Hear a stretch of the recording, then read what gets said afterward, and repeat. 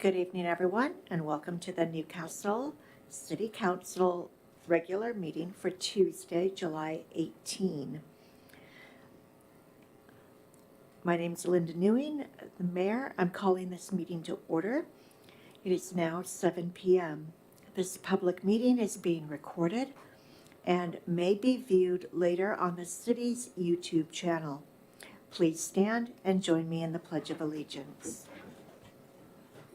I pledge allegiance to the flag of the United States of America and to the republic for which it stands, one nation, under God, indivisible, with liberty and justice for all. Okay, City Clerk Westman, will you please call roll? Councilmember Griffin? Here. Councilmember Villasenor? Here. Councilmember Lacotia? Here. Councilmember Charbonneau? Councilmember Clark? Deputy Mayor Sherlock? Here. Mayor Newing? Here. All members present, Mayor. Thank you. We do have a quorum present of 7. All right, moving on. Agenda approval. Is there any objection to approval of tonight's agenda as presented? All right, if not, please show the final agenda approved as presented. Public comment. I see a full room here, so thank you everyone for being here. Thank you. Thank you to those who signed up in advance. I will call you to the podium first and then ask for additional public comment from the live audience before switching over to anybody attending virtually. I would like to remind those speaking tonight, you do have 3 minutes to speak. There's a timer on the podium. When the buzzer goes off, we will ask you to please conclude your comments promptly. When you come up to the podium, please state your name and the neighborhood in which you reside. And with that, I'll call Christian Kretzinger first. Christian?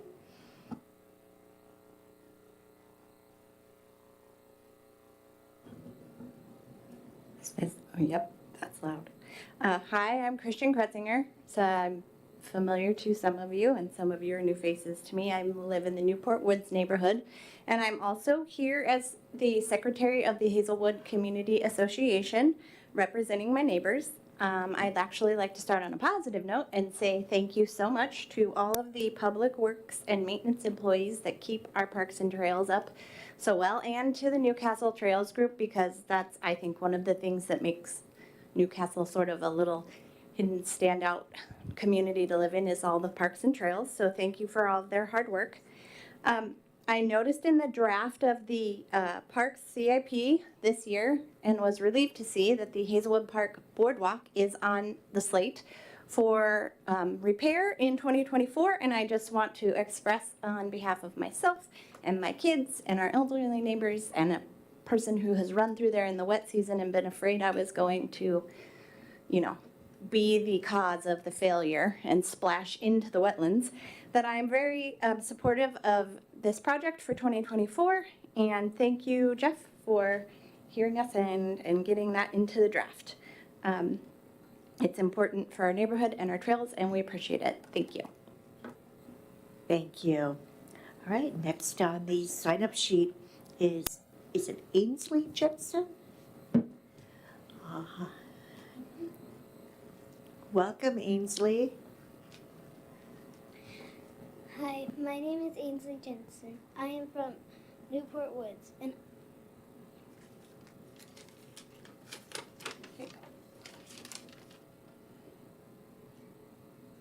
I would like the city to fix the Hazelwood Park Boardwalk so that me and my friends and family are safe when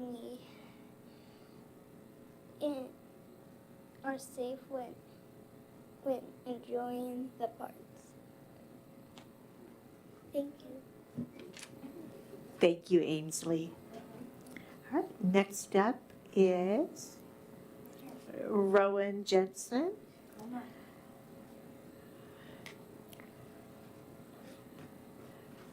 Rowan, welcome. Are you scared? This is Rowan. She lives in Newport Woods. Did you change your mind? Yeah? Okay. She's also excited that the Hazelwood Park Boardwalk is going to be fixed. And she lost her nerve, I think. Thank you. Thank you, Rowan. All right. Now we have Mark Davidson.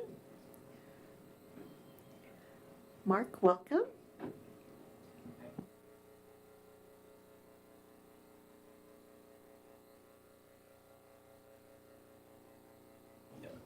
Mark Davidson. I live on 127th Place in Olympus.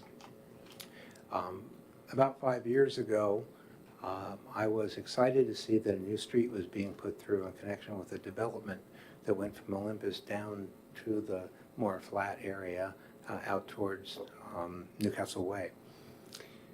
When the street was actually built, I found out there was a gate there, and I was very distressed. I came down to the city hall, I talked to someone, and I learned that staff had recommended against the gate, but the city council had overruled staff and put the gate in there because a number of residents in the flat area didn't want more traffic driving through there. I didn't think that was fair, and for safety reasons I'll get to in a minute, I was really distressed. I said, is there anything I can do? And the answer was, wait 5 years and bring it up to the council as constituted then. Well, 5 years have passed, and here I am. In the meantime, there have been a couple of incidents that sort of helped my, what was previously, I guess, a theoretical argument. I was going down, there's a windy street at the end of Olympus. I think it's 122nd. It's very steep. And even though it gets plowed regularly or sometimes, a couple of years ago, I went down that street. I had a Volkswagen with all-wheel drive. I was careful. I spun out. I almost took out a hydrant. There was a hydrant there by the Lake Washington Ridge sign. And it was scary. And ironically, a week later, somebody else did take out that hydrant, having done the same thing that I did. The only other way out of Olympus is down the big hill on 80th, and that has its own issues. It does get plowed, but it's steep. And the street I'm talking about, which is 126, it's not as steep, and I don't really understand the reason why it isn't open. It's really a safety issue. It is open sometimes in the winter, but I learned it's to allow plows access. It's not really for the citizenry. And so that's why I bring this to council's attention. There's another issue that I wanted to mention, and I would call it equity. To my knowledge, there's no other public street in the city that's closed off with a gate. And the roads in the city are supported by taxes paid by everyone in the city, and I don't understand why this one group of residents gets special consideration. People drive by my street all the time. I accept it. It's a public street. This is a public street too. I ask that you change the plat and get rid of the gate. Thank you. Thank you. All right. Anyone else in the audience wishing to make public comment tonight? Okay. Do we have any in virtual land, Director Bruns? Thank you. I'll close the public comment. Okay, tonight we do have a proclamation. In a couple of weeks, we have National Night Out coming up. And tonight's proclamation is about National Night Out. Whereas the National Association of Town Watch sponsors a national community building campaign on Tuesday, August 1, 2023, entitled National Night Out. And whereas the National Night Out campaign provides an opportunity for neighbors in Newcastle to join over 38 million neighbors across 16,000 communities from all 50 states, U.S. territories, and military bases worldwide. And whereas National Night Out is an annual event promoting strong police community partnerships and neighborhood camaraderie to make our neighborhoods safer and more caring places to live and work.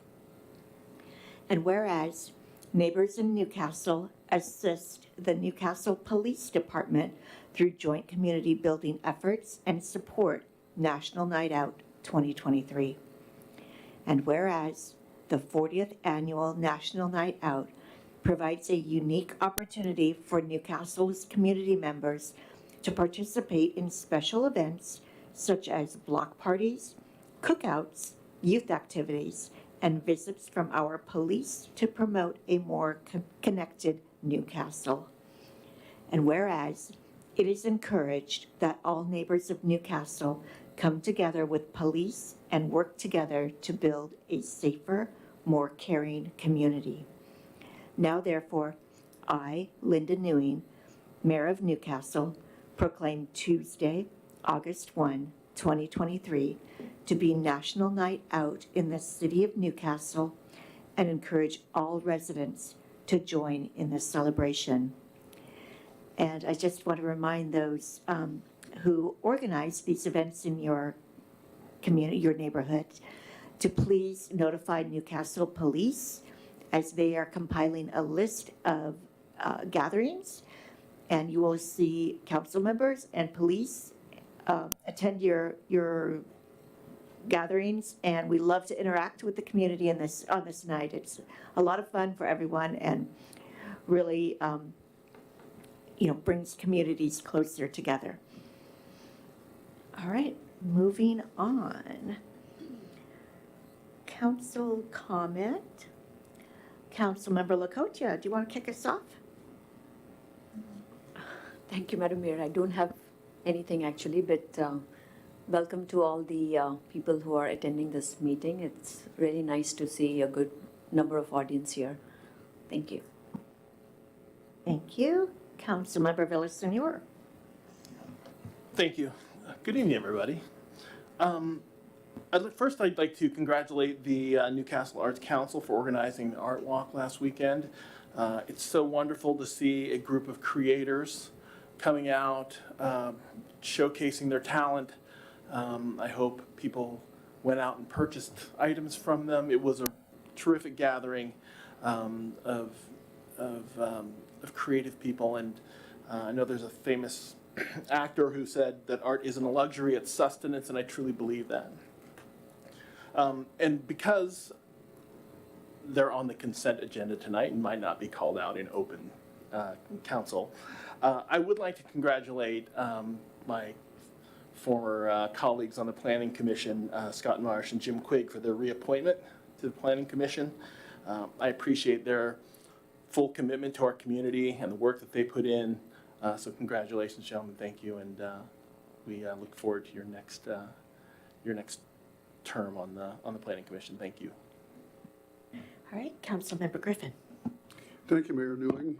I'd like to welcome the folks of the public out there who come to be a part of our meeting tonight. It isn't often that we have a crowd this large, and we really appreciate seeing you out there. It makes our meeting a lot more important. So thank you for coming. Councilmember Clark. Thank you, Mayor Newing. Thank you, Christian, for your comments on the bridge. Appreciate it. I also live in that neighborhood. My rest of my comments will be directed to Mr. Davidson. Mr. Davidson, thank you for coming. I appreciate and understand your concern. However, I am going to vote against the gate, right? This is for full disclosure. This is also a personal issue to me because the traffic would go right by my house. And in 2018, we packed this chamber. It was so full that people were down the hall and wanting to speak against the gate. And the gate is closed for safety reasons for the people in Newcastle, or excuse me, the Hazelwood area. So for the whole history of time, that was a woods. So there was never any connectivity between the two neighborhoods. So the status quo was the same then as it is now. So the Olympus neighborhood in the last couple decades has not grown at all. So the traffic hasn't changed at all, and neither has the Hazelwood neighborhood, except that the Hazelwood neighborhood received an additional 30-plus homes from the School Woods development. So we actually got more traffic after that development went in. So I understand that you want the gate open, but if the gate opens, the traffic's going to come down through our streets. The streets in that neighborhood are so narrow that if a car is parked on both sides, two cars cannot go past in the middle. Somebody's got to wait. and that impatience is likely to lead to an accident. There's also a bus stop at the bottom of Southeast 75th that's in a blind corner, and people regularly scream over that, lip and come around the corner, and we got some speed humps, but it doesn't really slow people down. If you go the other way towards Donegal Park, there's a raised crosswalk that has been narrowed on purpose to prevent cars from going through there fast. So there's only one car can go through there as well. So the streets are much narrower than they are in the Olympus area. There has been, like I said, no change in the traffic flow for 2 decades. And I understand you don't want the cars by your house, but you would put them through our neighborhood. And not just me, but all the neighbors in Hazelwood would not want this. And we can pack the chamber again if we need to. It might seem like maybe there's more traffic now. I mean, it seems like that because people are going back to work after COVID. So they're gradually going back to work. They didn't all go back at once. So now you've got more cars. But if we backtrack a couple of years, we probably would see this exactly the same as it was before COVID, because now the cars are building up again to where they were before. Maybe a couple here and there are difference, right? This has never been a pass-through, right? It doesn't need to be a pass-through. We need to maintain the status, the safety status of both neighborhoods by not changing the existing traffic flow and funneling it into somebody else's area. The gate opens for the snow removal. The fire department has emergency access. The police department has emergency access. And you made a comment about 5 years coming to the council, but nobody comes to our council here complaining about the gate. We hear about it every once in a huge, great while. And we hear more people, and I hear more people in the neighborhoods on both sides of the gate that want that gate to stay shut. So again, I appreciate your concern, but I don't know how the rest of my colleagues feel. I'm pretty confident we will keep that gate closed, but it needs to stay closed because the status quo doesn't need to change to introduce safety to one neighborhood or another. So, thank you. Councilmember Charbonneau? Thank you, Madam Mayor. Big thank you to all of the Newcastle staff that put on our fireworks on July 1st. I engaged in my personal tradition of putting my bare feet in the sand of the beach volleyball court every year for the fireworks. There was no one else engages with it. I encourage you all to try it. Thousands of people there, and it was the only one over by the beach volleyball court. But I got to talk with Chief Kajihiro and the public works staff who did a really great job putting that on. I was able to attend the Newcastle Arts Walk. Thank you to Ed Flash and the Arts Council for putting that on. It's our 3rd annual. It's been a lot of labor of love. We get to showcase a part of our city that's not normally shown, which I very much appreciate. And then as an Olympus resident, I was really excited also that evening to attend the Olympus neighborhood gathering that was put on. Really great time to talk with some of my neighbors, a lot of new faces in the Olympus neighborhood. Hear about some great, even got to talk with my next door neighbors and hear about the work they do and get to know everyone better. And I would just chime in too, I think I appreciate Mr. Davidson coming in after a period of time, and I think it's an issue I'm happy to engage with. My older brother has spun out on the same exact hill that you talked about.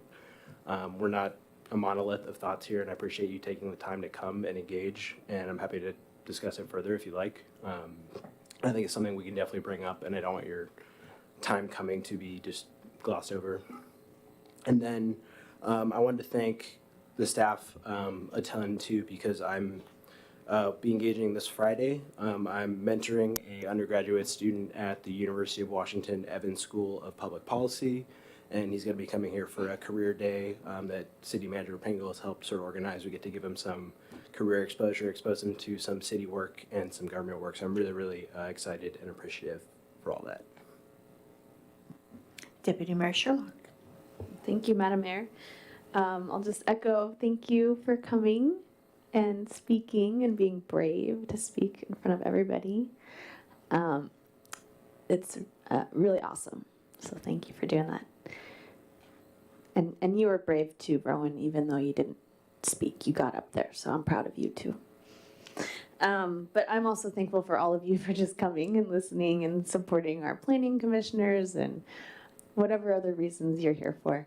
The art walk was amazing. I went and I did purchase actually some items. My husband he didn't know it, but he purchased for me a necklace for our anniversary, which I love. So he did a great job. And I'm really looking forward to the summer concerts and National Night Out. And yeah, so hope to see you all out in the neighborhood soon. All right, moving on to mayor comments, and a lot of my comments have been tapped into already, but just very quickly, 4th of July was great. It was so great to be back there after 3 years. So thank you to everyone who attended. Thank you to the staff who made all this happen. Looking forward to opening concerts in the park next week. They will occur July 26th through August 16, and some great bands are coming out. Also wanted to note that Planning Commissioners Marsh and Quigg are in the audience tonight. And even though they're on the consent agenda, I want to thank you for your work that you've done so far. And I know you have a big heavy lift with the comp plan update, but I think we're all in good hands, knowing that we have a great planning commission and we're reappointing you this evening. Hopefully reappointing you. I guess we have one more approval. No, we did that.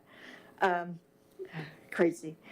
Okay, and finally, I want to ask if Director Hoffman could give a reminder about when you can do some outdoor work and when you are possibly at risk for exceeding the noise ordinance. So Director Hoffman, would you mind?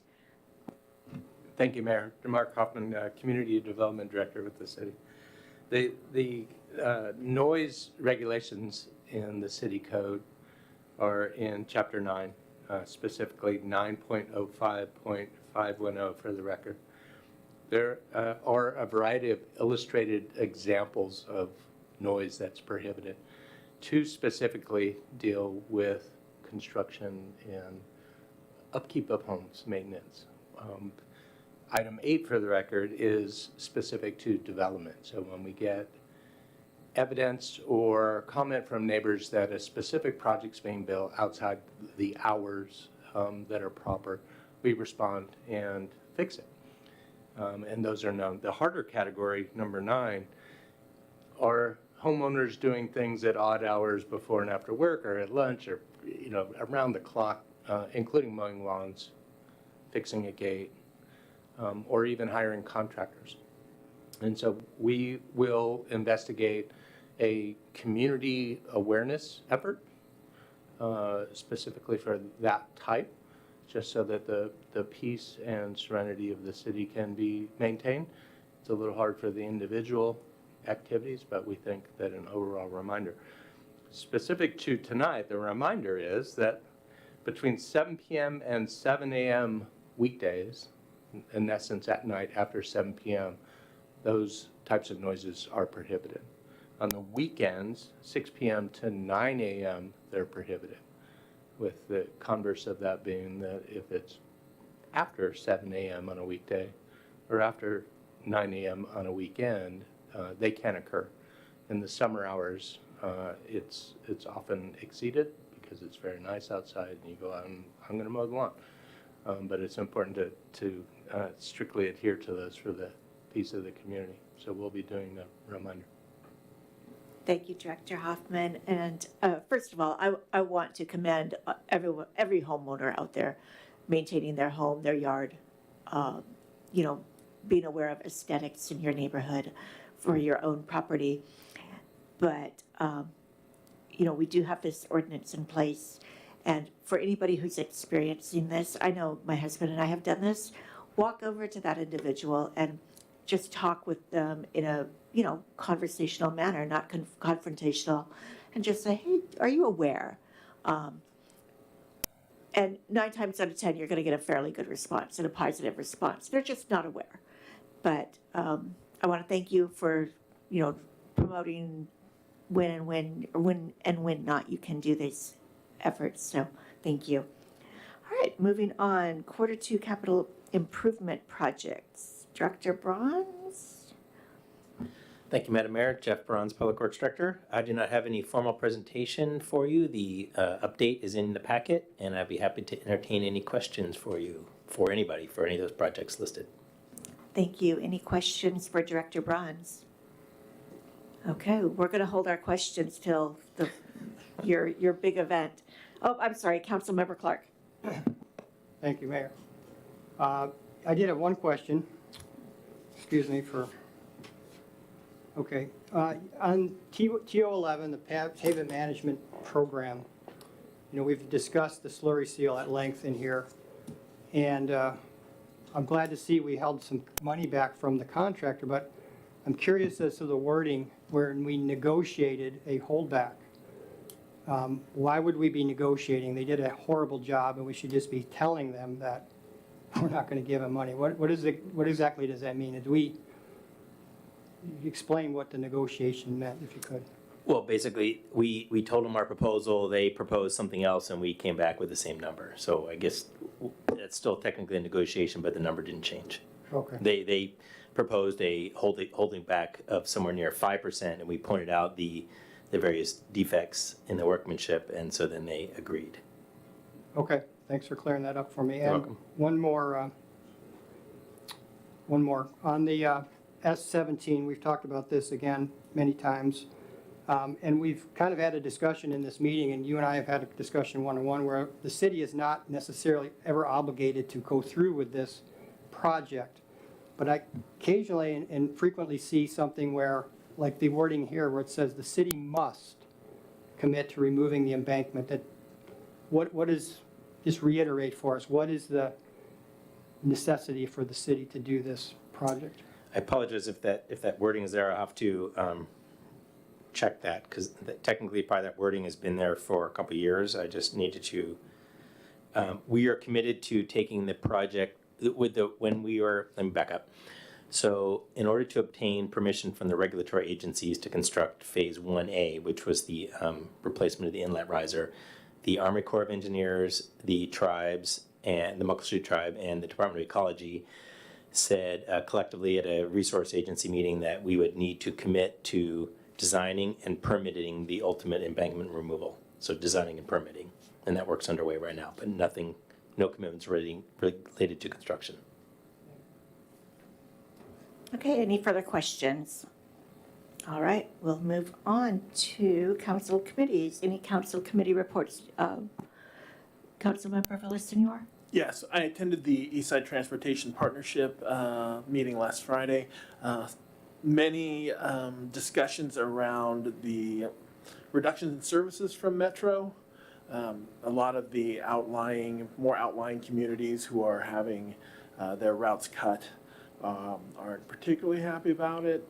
But of course, budget being what it is for King County Metro, they have a number of reasons why they're doing it. But for Newcastle in particular, no changes to our routes. We still have our 2 bus lines that go through. We have easy access to the park and ride at the bottom of the hill, so all those things are staying in place.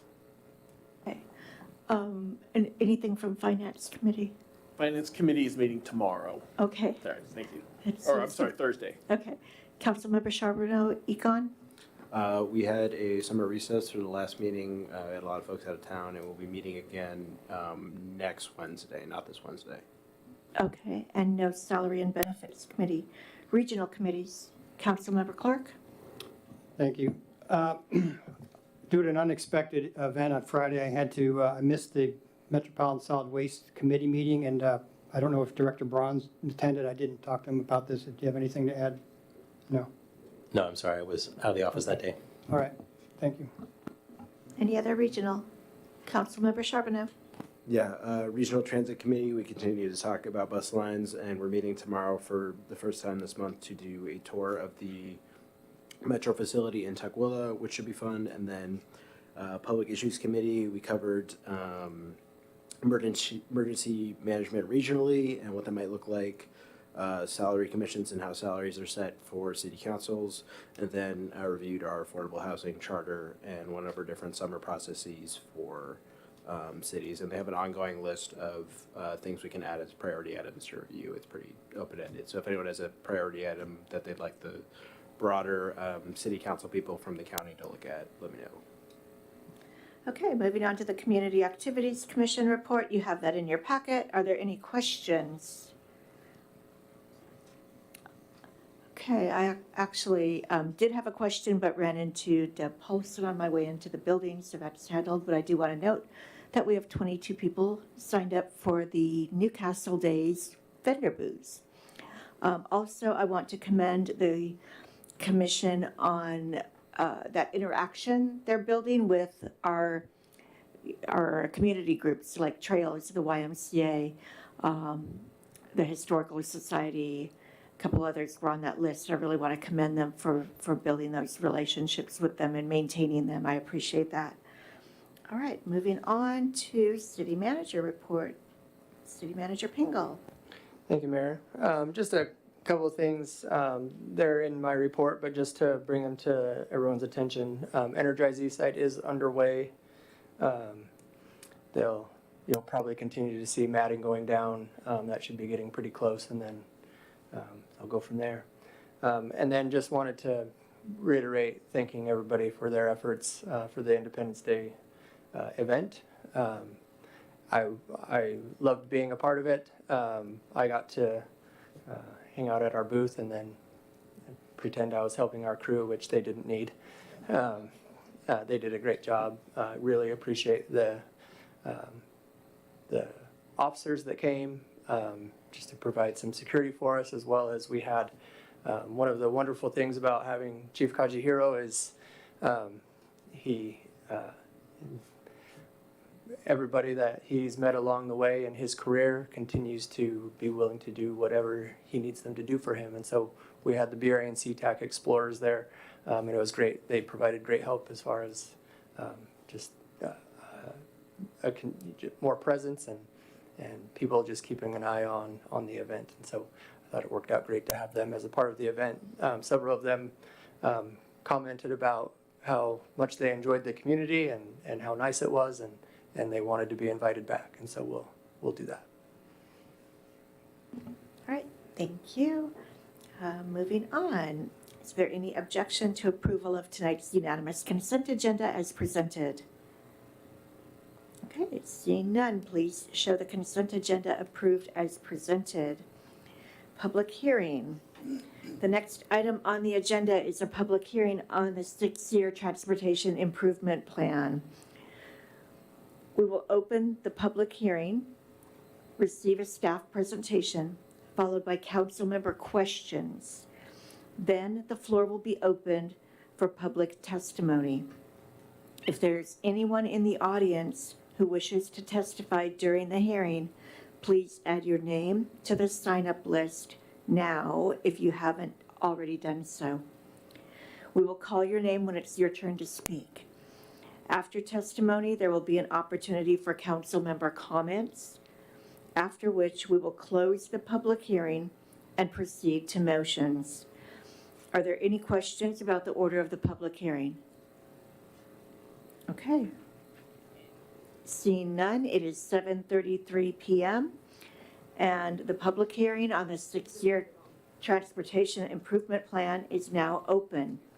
I will turn it over to Director Bronze. Thank you, Madam Mayor.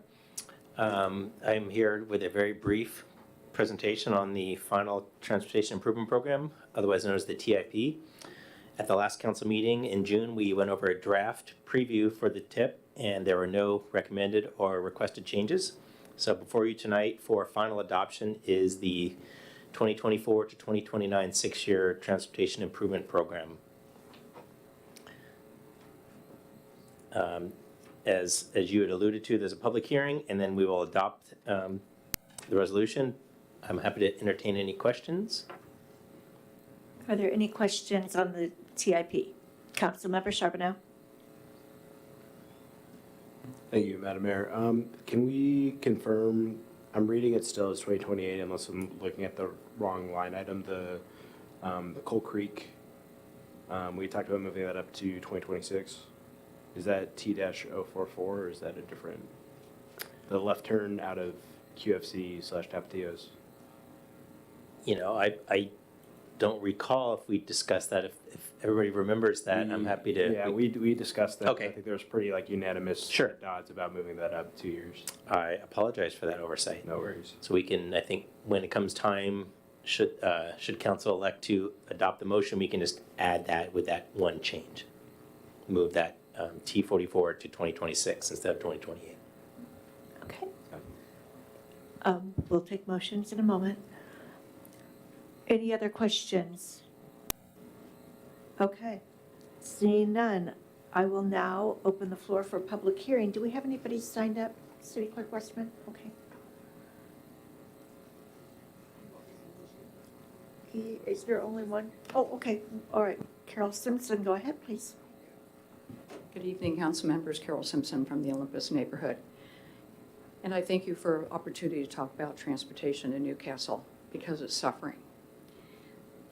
We need to look at the city holistically rather than individual projects. There needs to be an overall plan, and I think it's just hit and miss. What's your favorite?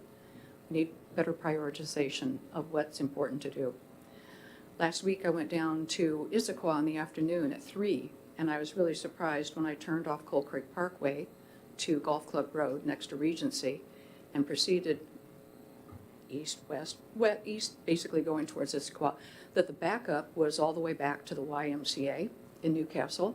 And then as I proceeded through Bellevue, there was more traffic coming towards Newcastle. When I got up to Lakemont, it was backed up through both intersections. Then when I got to the top of the hill, going down to 405, it was solid, both lanes coming up the hill from 405. This is not an intersection problem. This is a regional corridor now, people. We have a regional corridor coming from through Bellevue to Newcastle, ending at the Regency and then proceeding south on Coal Creek Parkway. It needs to be studied holistically. A roundabout in one place or a roundabout in another place may not fix it. And this is something we need to partner with Bellevue on, because it's not just our problem. It's Bellevue's problems too. It's a regional corridor. So what are we going to do about it? It needs to be in our comprehensive plan. It needs to be in the TIP. Also, along Golf Club Road is an intersection across from Newcastle Commons that doesn't align with the Newcastle Commons Drive, and it should. That needs to be in this plan.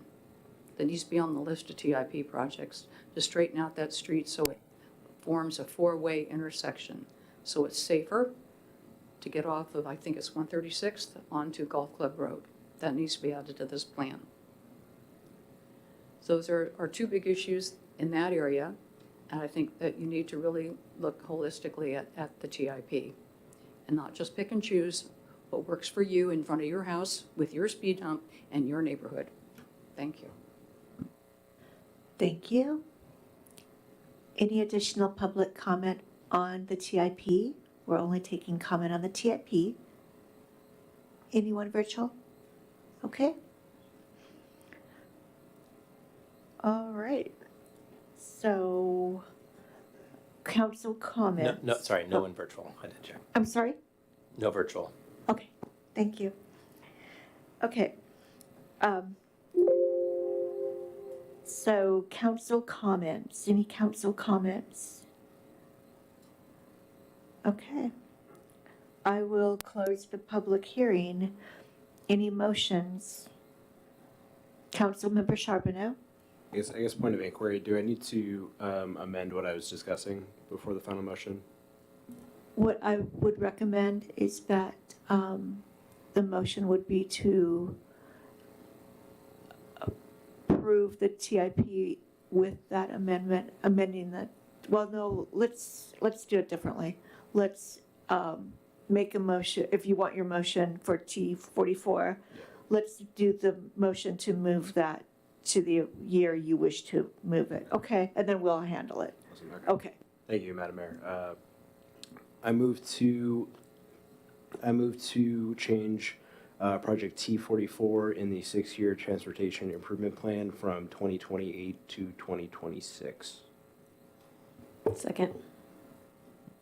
Okay, it's been moved by Councilmember Charbonneau, seconded by Deputy Mayor Sherlock to move the funding for T44, which is the Coal Creek Parkway Southeast Signalized Improvement Project, from 2028 to 2026. Councilmember Charbonneau, would you like to speak to your motion?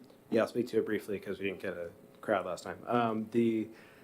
So this is I think the colloquial way of discussing this is about creating a traffic light as you turn left out of that QFC sort of like Tapatios complex. I think it's an experience everyone here can share in commonality. It currently being triaged for 2028. We had a discussion and determined we can move it up to 2026 without offsetting any other major projects, and that would still preserve the timeline we had for Mate Creek Park Drive and those improvements, while also pushing forward the sort of traffic light there that I think a lot of folks would like to see. At least I would. I won't speak for everyone. So, Deputy Mayor Sherlock, anything to add? Nope. Okay, motion on the floor to move the funding on T44, the Coal Creek Parkway Southeast Signalized Improvement Project from 2028 to 2026. Motion made by Councilmember Charbonneau, seconded by Deputy Mayor Sherlock. All in favor, please say aye. Aye. Opposed? No. Motion carries 6-1 with Councilmember Griffin dissenting. Additional motions. Councilmember Clark? I move to approve Resolution 2023-952, adopting the 2024 to 2029 six-year Transportation Improvement Program as presented and amended. Second. Okay, I'm going to ask that we clarify that would be as amended only rather than as presented. Would you mind? Very well, as amended rather than presented. Thank you. Thank you. It's just cleaner. All right, it's been moved by Councilmember Clark, seconded by Deputy Mayor Sherlock to approve Resolution 2023-952, adopting the 2024 through 2029 six-year Transportation Improvement Program as amended. Councilmember Clark, would you like to speak to your motion? No comments. Thank you. Deputy Mayor Sherlock, anything to add? No. All right, motion on the floor to approve Resolution 2023-952, adopting the 2024 through 2029 six-year Transportation Improvement Program as amended. All in favor, please say aye. Aye. Opposed? Motion carries 7-0. Moving on, we have the adoption of Resolution 2023, authorizing the mayor to sign the King County Cities Climate Collaboration Joint Letter of Commitment. Director Hoffman.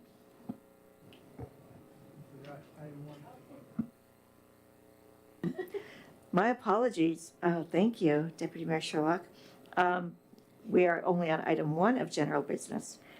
And we're back to Director Bronze, and that is the 2024 through 2029 Capital Improvement Plan Review for Parks and Surface Water Management, and we have Team Public Works here tonight. Yes, thank you, Mayor.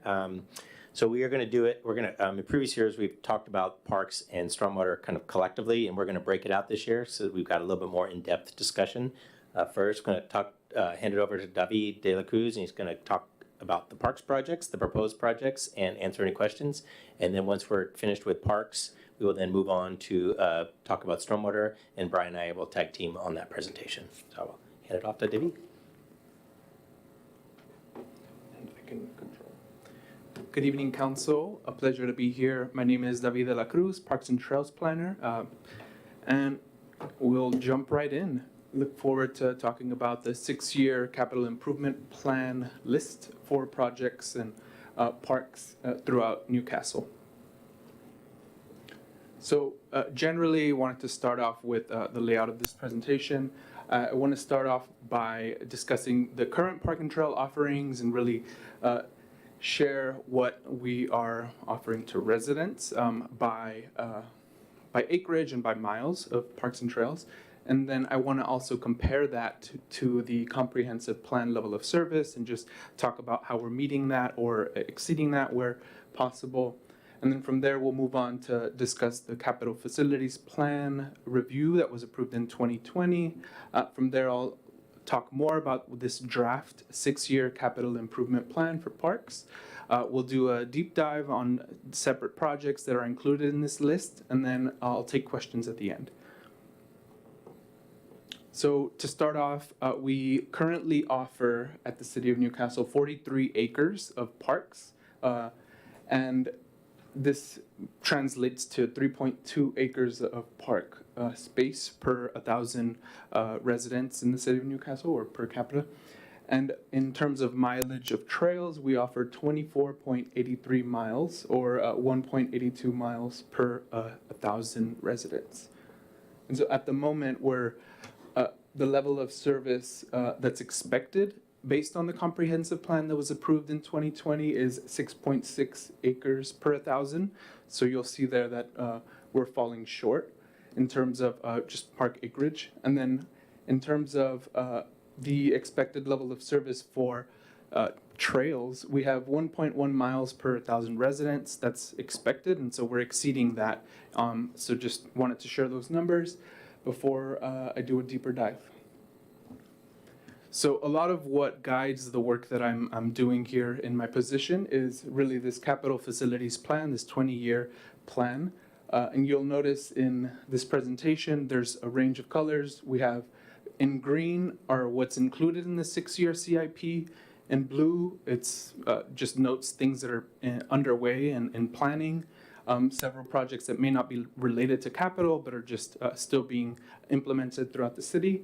And then you'll notice that there's a red one as well, which has been deprioritized or just removed entirely from the city's effort to increase park and trails. So that's specifically P27 that's been deprioritized. So this, the second page of the capital facilities plan shares a little more detail on the types of trail projects that could be worked on and prioritized. And there's a ton of planning that I've been doing with the Newcastle Trails Group just to make sure we can identify what makes the most sense to work on and just really get that low-hanging fruit to increase trail mileage throughout the city. So before you'll see the draft capital improvement plan for parks for the next 6 years. P4 and P5 remain the same across the board for the next 6 years. Generally, we do want to add for P006, park development at 95th. We want to prioritize early planning to activate this large acreage of park space.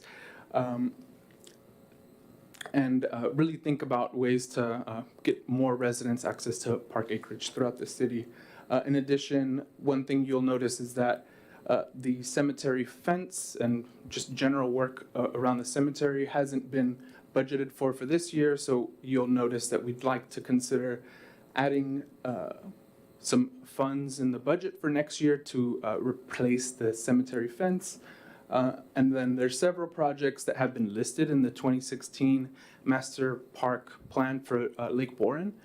And all those are planned for the next couple of years, and you'll see that there's varying levels of planning and design and construction effort that's needed.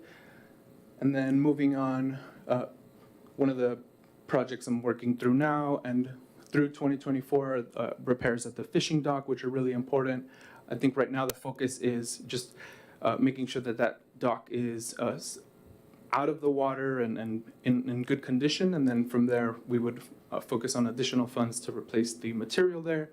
And then lastly, the last two projects I'll mention that we want to add to this capital improvement plan list is Hazelwood Park Boardwalk, which is a really high priority item, and lastly the Make Creek pedestrian suspension bridge, which has been discussed many times throughout the past few decades and is listed on the capital facilities plan as a high priority project. And we're looking at the later years of 2027 and 2028 to really talk about and focus on that project for the city.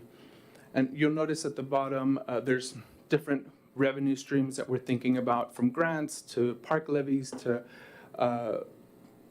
the Parks and Trails impact fees that help just generate the conversation around what funds what funds planning and construction for this effort. So we'll do a deeper dive towards the end and we'll revisit this. So this is the 2023 Parks Capital Budget. I don't need to really do much of a deep dive here, but a lot of what I just discussed is reflected in the 23 budget.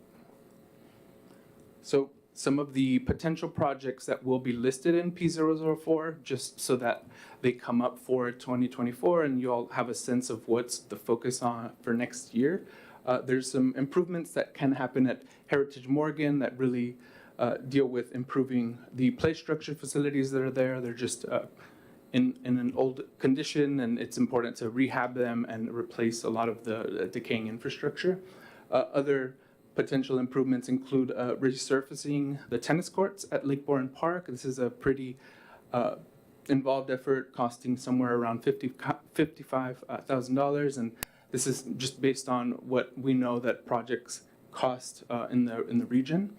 Other potential park improvements that maybe can expand beyond 2024 include thinking about the restroom facility that would be built on the foundation that has been agreed to by the developer at the Lee property.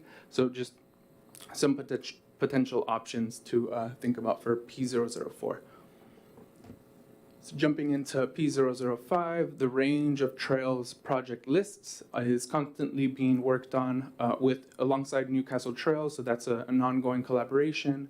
Our team really thinks about leveraging the volunteer efforts, the scout project efforts that can help expand trails throughout the city, as well as thinking about the skill sets and building the skill sets internally from the Public Works Maintenance team to make sure they can help not only build out new trails, but also maintain existing trails at a really high quality standard.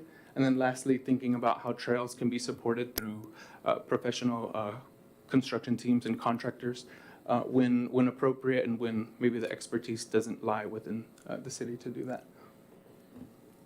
So some questions may have come up, or you may have thought, where is this 95th site that can help add park acreage to the city's park system?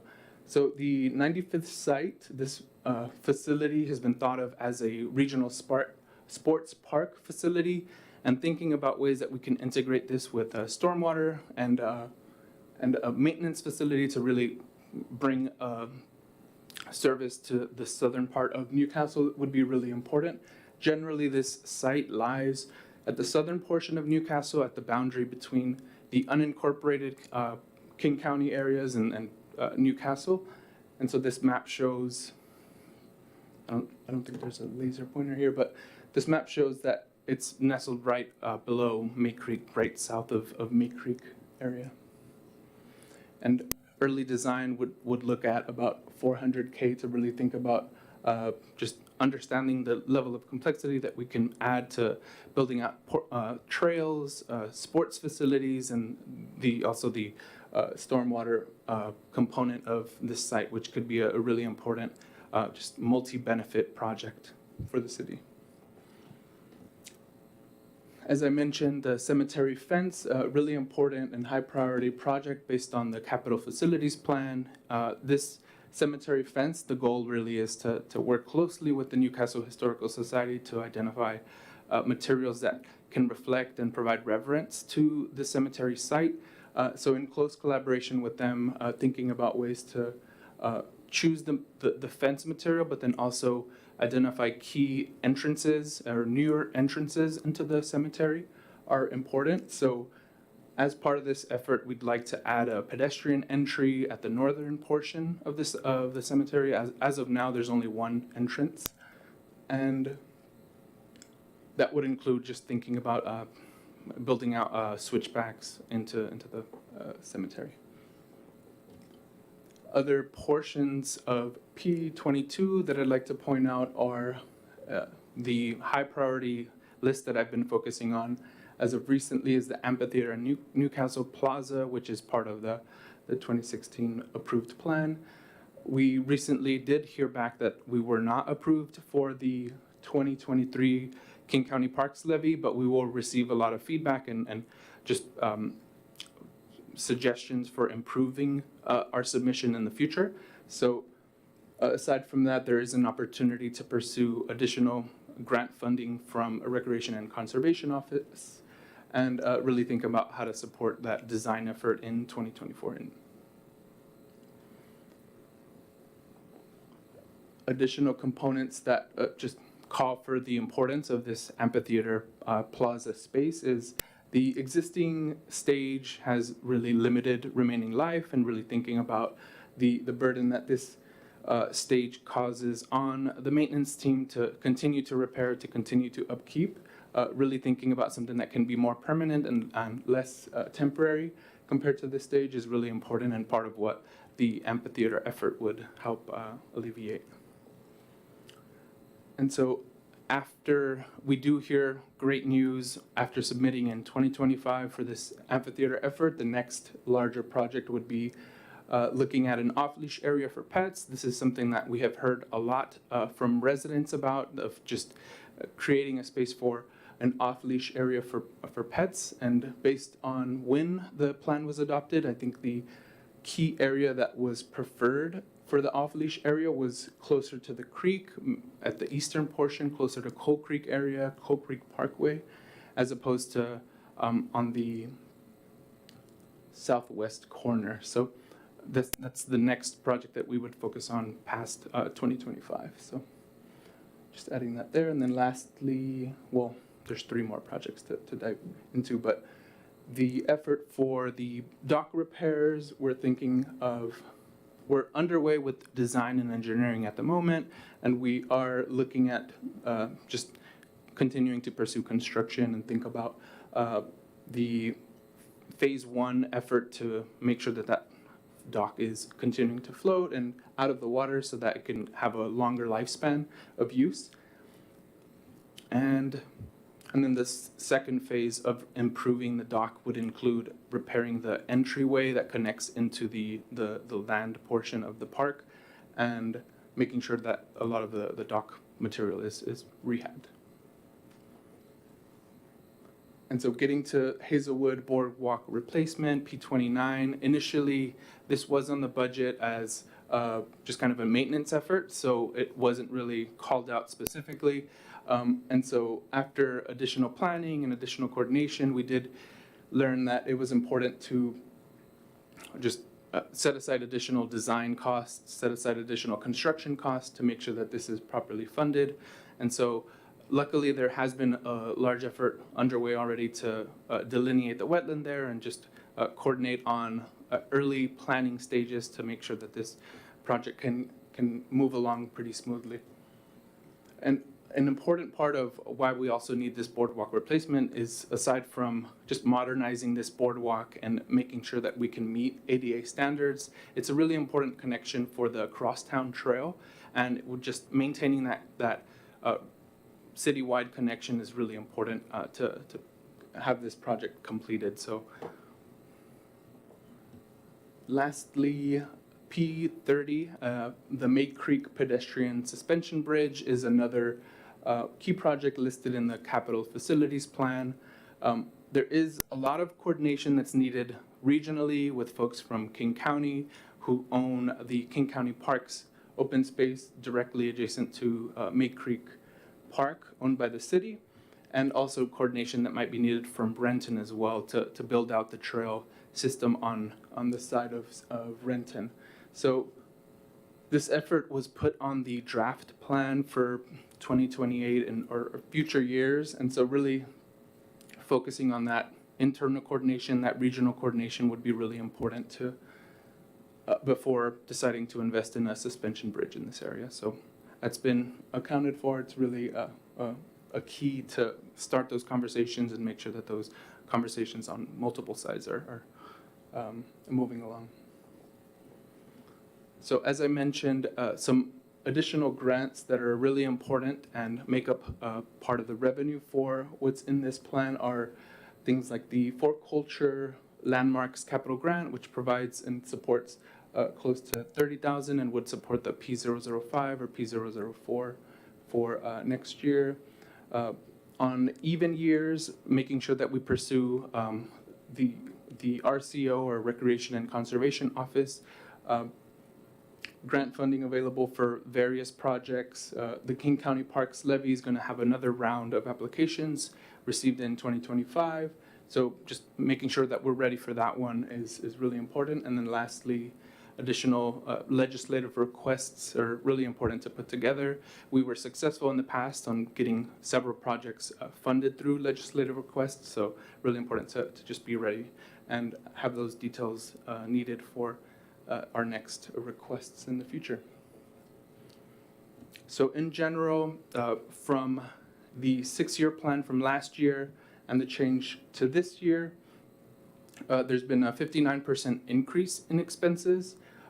Throughout the life of the 6-year plan, we still would have a surplus of $720,000. And this, of course, assumes that we do receive the grant funding that we allocated for across different sources. And so many of the sources that I mentioned in the past, that they don't require match grants. So that's something that I wanted to point out. And that just about wraps up the presentation. I'll just leave this list of projects that I just discussed for any questions, any suggestions, and we'll go from there. Thank you all. Thank you. Any questions about parks? Councilmember Clark? Thanks, Mayor Nguyen. Thanks, Davi, for the presentation. I have a few questions, and excuse me, they're kind of in random order, but, and this is looking way out ahead, obviously, but 95th Street, the sports park, I assume we would come up with some model to charge for use of that park, right, to get revenue back to the city? Is that correct? Yeah, that's a possibility, absolutely. Okay. The boardwalk in Hazelwood, which I use, and my dog loves going across there, is great. I'm confused as to why it needs to be ADA accessible. So when we build trails throughout the city, that's not something that I'm aware that the Trails Group adheres to. You can't get an ADA accessible, you know, pretty much anywhere. And both ends of this trail are gravel, so that's not ADA. So why would this bridge need to be ADA? And what are we going to do about, do we have to fix both ends to make sure people can get on it? I need some explanation on that. Thank you for that. That's a really good point. I think talking about the material that leads up to the boardwalk, although it is gravel, it can be compacted to meet ADA standards and to meet the standards of a durable surface that wouldn't be impacted or shaped. But this also requires additional maintenance and making sure that it can still meet ADA standards aside from the boardwalk piece. So there is a possibility that the loop there can still meet ADA standards regardless of it being gravel. Aside from that, from listening to residents, that is a use already. Folks do try to use that as with folks that use wheelchairs, and so listening to that feedback from folks, I think that's what made us think about this as a wider boardwalk as opposed to what's existing, and also because it is a path that doesn't lead directly into the hillside areas that are not as ADA accessible. I think there's an opportunity to easily meet ADA regardless, and so changing the boardwalk path there and meeting ADA wouldn't be a problem. But I mean, if there's anything else that you might want to add, Jeff, around. Sure, I just want to add that the improvements are not being driven because of a need to make it accessible, but rather there's a need to replace the boardwalk. The previous assumption that we could just repair it is not really feasible. So once you're on the assumption that it's a replacement, not a repair, then if you're going to be building a new structure, you might as well make it accessible. It doesn't really make sense not to make it accessible. Another situation would be somebody walking and then a stroller. So something like that, you don't want to have something. So right now, you'd have to kind of suck up against the rail to let a stroller go by, and that's just not really, I think, the type of facility we want to build as a new replacement. I just remember talking to neighbors that have been there for a long time who built that, themselves. And in fact, one neighbor lost his wedding ring in the swamp, and he was lamenting that maybe someday somebody will find it. And I just, I guess I was hoping we could just, get a bunch of people together and slap a new one in there so we didn't have to spend all that money. That's a lot of money. But I understand. Thank you. The next question I have is, You mentioned costs for the cemetery fence and the dock repairs, but isn't that covered by our grants that we got? Is there additional costs that I'm missing? Or what? No, you're right. So there are grants, legislative requests that we did receive to cover the costs of that, and there's no additional funds being requested. Just a matter of making sure it's allocated in the budget and planned for. Okay, and last question, the Lee property was my understanding, and maybe I missed that portion, but the developer was supposed to provide the restroom facility as part of that. Did I miss something? Why were we building a restroom facility? Thank you. And I'll let Mark add. As far as I know, though, in the developer agreement, there is only the foundation is on the developer's end to build. And so they've been in touch with us, but I'll let Mark go ahead and add. The status of that project is an approved memorandum of understanding and development agreement. In the development agreement, there's a conceptual plan. That plan identifies a pad only of a specific size. It doesn't identify the city's obligation for the restroom.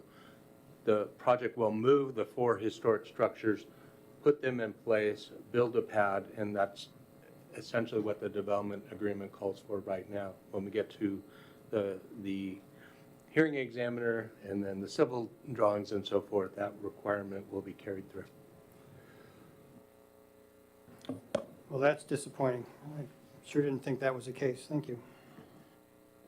Any other questions? Councilmember Villasenor? Thank you. Thank you for the presentation, Debbie. I'm looking at general park improvements. Seems like we go out $25,000 a year out into the future. We are bringing 2 more parks online. We're bringing a small park at the Heemstra property and at the Lee property. Where do we see the impact in terms of maintenance and improvements from those parks being added to our inventory? That's a great question. At the moment, adding those 2 projects online, I think the maintenance effort might be a lot less and isn't necessarily accounted for here. Because they would be new facilities, we would probably need to plan larger efforts or larger chunks of funds outside of this 6-year plan. But Jeff, if you have anything you might want to add. Sure. One thing, the Heemstra Park, yet to be named, the maintenance of that is covered by the Heemstra HOA. So they will provide all the maintenance. And then 2, would be capital improvement, so that P004 is generally captured as a larger maintenance project. So for instance, when we resealed the parking lot at Lake Bourne Park a couple years ago, we put that under this line item so it could be captured by REIT funds. So any of the 2 new parks coming online would not be expected to have any capital improvements necessary in the 6-year planning horizon. With the exception, we did mention the restroom potential facility, and that could be up to respond to Councilmember Clark's question. That's just a proposal. A decision to the council could say put nothing there, or just similar to Donegal, have a sandy can. We could do a nice little enclosure around it. It would function and serve the purpose and be a fraction of the cost, about $3,000 a year for maintenance. Councilmember Charbonneau? Thank you. Thank you, Davi. So I know currently for the 95th Street site, currently we're receiving money from PSC to use it as a staging site, and PSC also agreed for Energize side. And PSC also agreed to, I believe it's improved the gate sort of entrance at the 95th site for more motor ability. So keeping in mind that we've already received a grant for the site specifically for ball fields from the county, is there anything else we could, another right way to phrase this, is there anything else we could potentially request from PSC, or if, I know it's a little bit further out, if we had potential plans, which I think exist in the past but have just been dormant for a long time, to sort of transition that instead of just, from city-owned land that we're not doing much with into those ball fields. Trying to think as they're transitioning away from the staging into it being sort of our land again. I would have to ask Mark on what flexibility might be there, or Jeff to let that. So I'll take that one. So just clarify, we received RCO or Recreation and Conservation funding, grant funding to purchase the land back in 2000. And it was just identified as a recreation site. The ball field recreation complex was identified, but in terms of, it could be any recreationally related facility. And it's nothing, the development of that proposal is just a concept at this point, so I don't know what we'd ask PSE to do in terms of preparing it for that eventual use. They will restore it back to its previous condition, and then in terms of asking them for more, we're kind of in a weak negotiating point because the cat's already out of the house, so to speak.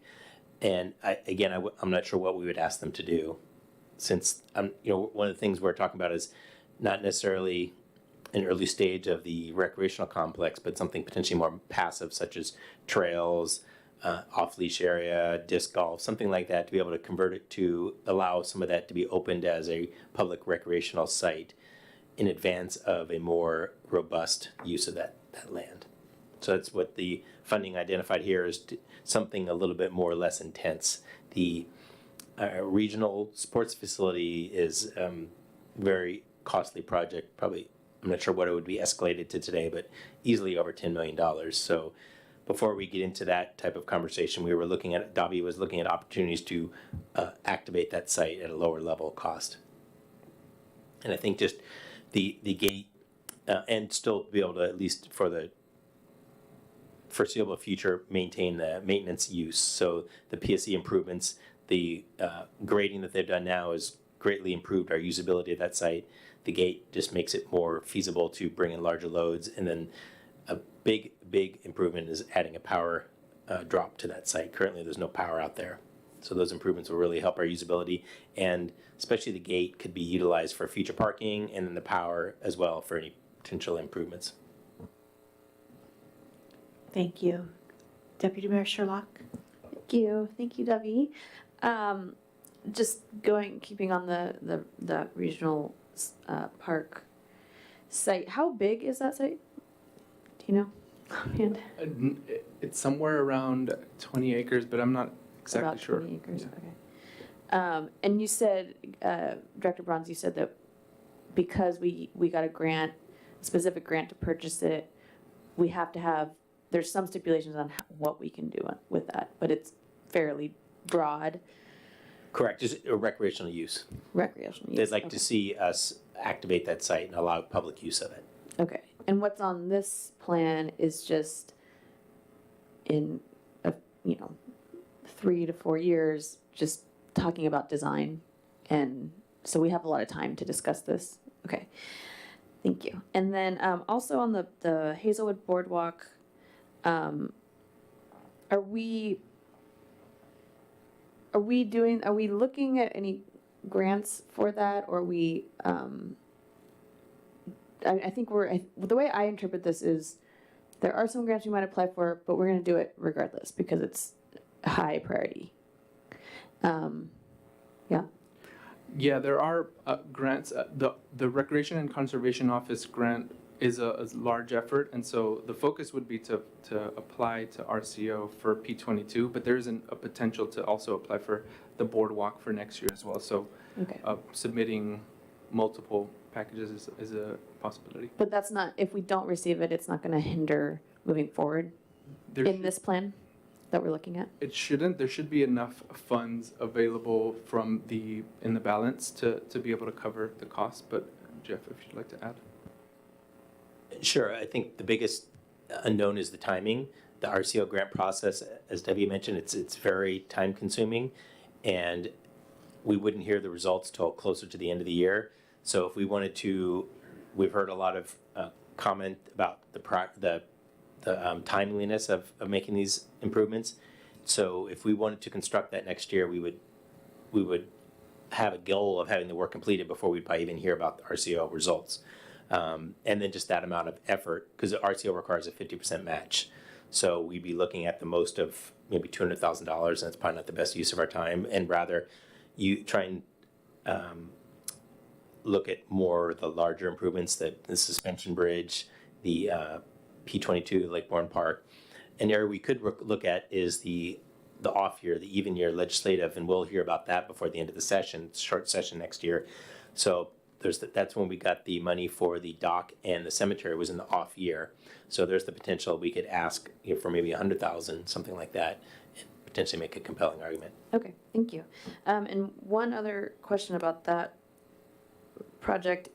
What happens if it fails like before it's replaced? Is there a plan for that? Because it's in pretty bad shape. Got some closed tape. No, basically, depending on the severity, it's had some love and care over the years. So, if a tree falls and just snaps the thing in half, then we would look at that. It either remain closed, or if it's just a short span that we could bridge temporarily. It just would depend on the severity of any damage. Okay, thank you. Okay, any further questions on parks? Planner De La Cruz, thank you. Fabulous presentation, fabulous work. We do love our parks and trails here, so thank you. A pleasure. Thank you. And Director Bronze, I'll turn it back over to you. Thank you, Madam Mayor. Let me multitask here, and we'll bring Brian up. So I will start this one off and then hand it to Brian. So we're going to, same thing, except this one with stormwater and a little bit less new projects to share with you. So just to serve as a background, previously we talked about the fundamental basis for the parks capital, and then for stormwater capital, it's a little bit different. We did the comprehensive stormwater master plan update. I know that's a mouthful. Let's see, do we even have that? CSWMP is the acronym we like to use. Haven't found a word that comes up with that word yet. So that was adopted in 2017, and those typically are updated every 6 to 10 years, and in fact, we're planning for 2024 to have a next update. And it serves not only the basis for the stormwater fees, but a framework for policies, operation and maintenance, and capital improvements, which is why we're here tonight. So here's the current adopted capital budget, just for reference again. And then I'm going to turn this over to Brian for talking about the next few projects. Hello, my name is Brian Miller, and I'm the Surface Water Program Manager. What I'm going to talk to you about is a couple of the projects that we have here, and it's the SO42, and it's an improvement to a maintenance-intensive culvert that's up off of 135th Place Southeast. And what we're going to do there is we're going to put in a riser and improve the flows of sediment down that pipe.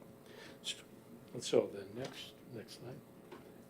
And then we'll talk about the changes that we have going with the revision to the schedule and budget on the S17 railway embankment on Newport Hills Creek, and that is we're underway right now on the design, and that'll run to Q1 in 2024.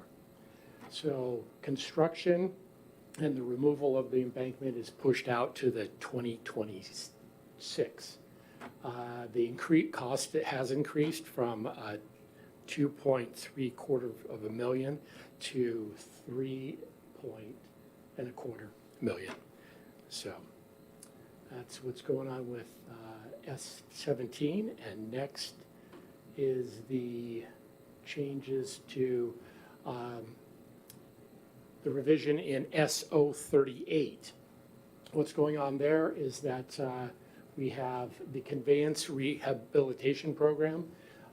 First off, we've changed some of the expenditures and moved them around, and currently right now, we're on phase 4 of the condition assessment, and that'll be going on next year. The phase 2 open cut and repair will also be going on next year. And we switch off because this year we're doing the cured in place piping, and we'll do phase 2 cured in place piping in 2025. Yeah, so, okay. And then the revised schedule for the S39, the sidewalk and roadway seepage program. We've shifted that budget from this year to 2024. Land Castle, we're also working on, we're pushing the design work to 2024. And then the financials, as you have in front of you, is the change is about 95K in deficit for the 6-year plan. That's up 16%. And just think, I want to own the omission of correcting the number for the S-17 construction. I didn't capture a increased number from earlier this year, so the number in your agenda bill does not match what's on the screen, so I tried to capture that there. I think the agenda bill showed 2.75 million versus 3.25 million. Okay, and now we'll talk about funding awards granted right now. Currently, we have the flood control district that we got in 22 for $750,000. That's the S-17. We also have the King County Waterworks, which is $80,000. That's the design component. Grants that we'll be pursuing will be 2 from the flood control districts where we already have it in. 290 for the Land Castle, and $1.5 million for the S-17. We're also going to be pursuing 2 other ones, the FEMA High Hazard in 2023 for $90,000 for the S-17, and also some fish passage funding, possibly for the Phase 2 construction on S-17. And here you go. In front of you again is some of the changes that we had is pushed out. You can see here, and the S-17 is out to 2026, as I just spoke about. The S-39 is to 24, and the S-040 is pushed out as well to 2024. And with that, we'll have questions. Thank you very much. Any questions out there? Councilmember Clark? Thanks, Mayor Nguyen. I guess this would be more a question for Director Bronze. Thank you, Brian. Last year, this council voted to raise swim rates. Is that in the anticipation that would be sufficient funding for these projects? It sounds like it's not. Can you address that? Yes, it was. So the rate increases were planned based on the swim rate study, stormwater fee study that was completed in 2018, I believe. Actually, it was completed again in 2020. 2018 is part of the comprehensive stormwater master plan update, and then we did another look in 2020. The 2018 included adding additional stormwater FTE, and in 2020 we pulled that out to reduce costs. So the project costs assumed during the 2020 stormwater fee study included a little bit of a lower construction cost for S-17. It did assume $400,000 per year for S-38 in the out years. So I've not compared a numbers to numbers comparison, but some projects are higher, some are lower. So at this point, we are on just covering inflation for this annual stormwater impact fee increases. And then as part of the comprehensive plan update, next stormwater comprehensive plan, not to confuse it with the other comprehensive plan update, is we would then be looking at doing another stormwater impact fee update either as a part of that or once that update is completed. So it might be end of 2024 and beginning of 2025, and it would then do another assessment of where we at. I would expect that it would not include those significant upgrades because we have done due diligence in recent years to adequately fund the capital. Another thing too, we do have the assumption that the S-17 Phase 2 would be constructed only if either a significant portion or all is covered by grants. So you could say, in effect, that does not cover, or the stormwater fee is not affected by that. I believe they assumed $750,000 contribution from impact fees towards that project. So it's a small slice of the total project cost. Any other questions? Councilmember Villasenor? Yeah, so can we, I mean, obviously, S17 is the sore thumb here on this sheet. Can you just repeat what you said about phase 2 of the construction? So when we talk about the $95,000 deficit that was shown on that slide, we wouldn't incur that if S17 was fully covered by grants? I'm trying to remember what we assumed. I think we assumed, so this, the row here, it says anticipated grants to pursue. So that includes a combination of grants in hand, which are these grants. So right now we have $750,000 towards that 3.25 million. The grant's actually already been submitted for another 1.5, so that would bring us up to, 3.25? So just about there. I'm sorry, 2.25, so a million short. So we would, and then this flood control district grant, that happens every year, so we could apply again in 2024. And should we come to a point where it's fully funded by grants, then there would, well, aside from the little fact about the May Creek Trail going over that and how they handle that, we've made the position that the swim fund would need to cover that cost too. That's not reflected in the 3.25 there. So we've estimated about $750,000 to bridge that trail. So if you call that an even 4 million, we could just keep applying for grants until we meet that number, or just simply do not construct the project. So getting back to your earlier question, we are committed to take the phase 2 project through design and permitting, and then we can stop. Then we have no further commitments. In terms of the city staff position, the expediency of the project has already been.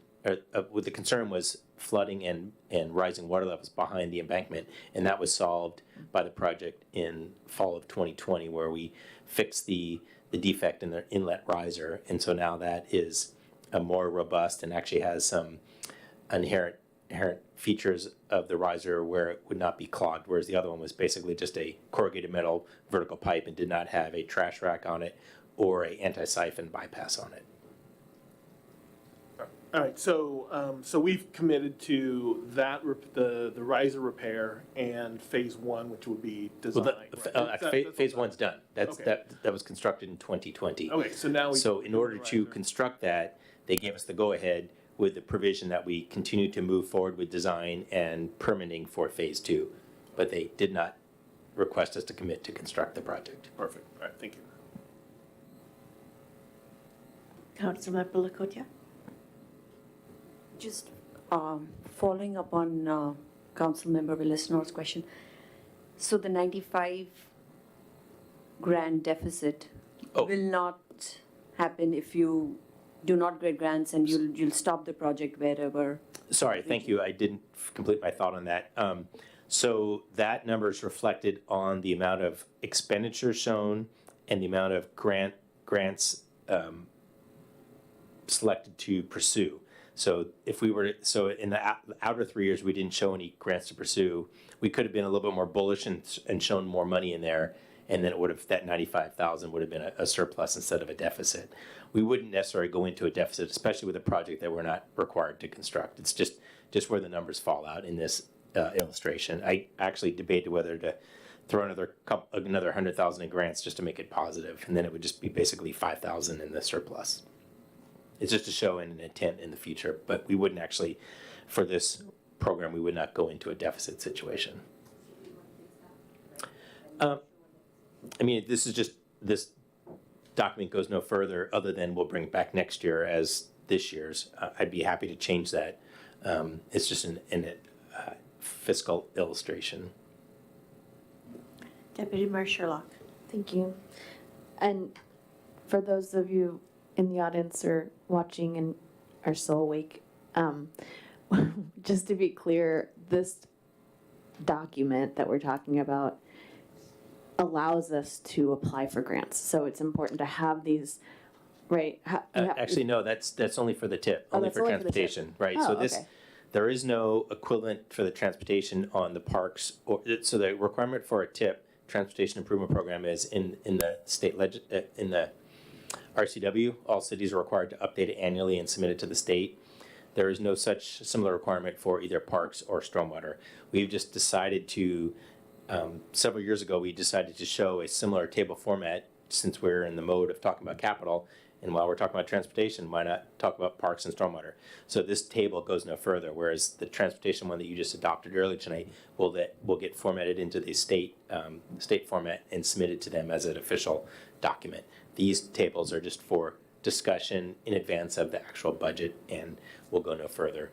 Oh, okay, thank you. I have a question. It just escapes me right now after 16 years in public works, so I apologize for that. But is there any way to tap into the Public Works Trust Fund for these projects? Yes, so the Public Works Trust Fund is a funding mechanism available to agencies and districts that the funding availability has wavered over the years because the legislature has a habit of robbing from them and not paying it back. But it's basically a very low interest loan. So Coal Creek Parkway, we had 2 Public Works Trust Fund loans to build those improvements.